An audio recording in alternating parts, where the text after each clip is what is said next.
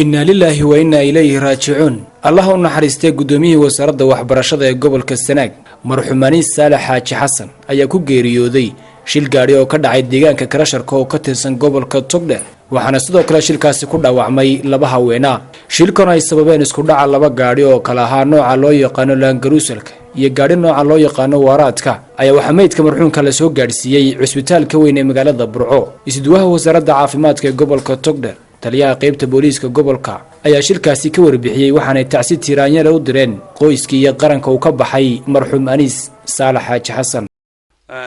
بسم الله الرحمن الرحيم وحلا كاني عسبتالك برعو دد شلو كل عي يقول كي محق عرقابه وحويان وحلا كاني نن ميدا إلهي هون حريستو وحويان اسدوي وسارد عدا وحبرشده سناق يو لبا روح الدمرة داوعود وسهلين هاي إن شاء الله إلهي سجنا هون حريستو يجنا عافية دق هسيو وأنا كتحسدين يا هالكن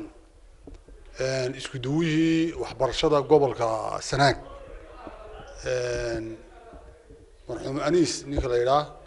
وما أنت شيل جاري أو كدعي ماشر يا كرشركة كوجيريودي شيل خاصة كدعي كرشركة واسكود عين لبق جاري أولى سعودي مرحوم كو إسكدوها يو لبق فوق له يجاري كلو كي بدي حاجة بربرا شركة هاي مكوالة بارية عيدك تراف كذا أنا كعنتك وهي يسجل إلى هيا ونحرسته تذكر الدرولين تاعنا وحنول السعوديين هنا الدرولين تذكر جديد كوضع مريا إذا تحدي الكمران حالة ساكة كذا عادي قبل كوا هالك أنت ساكة دعي جاري كدرول كيبا داوع فضول جاري وأنا حريه أرنتينا وكعنت أرجوها هي عيدك تراف كذا أنا كعنتك وهي wixii ka soo baxana faahfaahintii dib ka sheegay. Dhanka kale qaar ka mid dadkii goobjooga ka ahaa shilkaasi ayaa tacsi u diray marxuumka shilkan ku geeriyooday iyagoo ka waramay qaabka u dhacay shilkaasi. Raajicuun taxdiid goobjoogaanu hayn anaguna marka anaga soo kala guray una meesha dadkiina ka fujinay gawaadhida saddex qof oo dhaawacana waa la qaaday qofna waa dhintay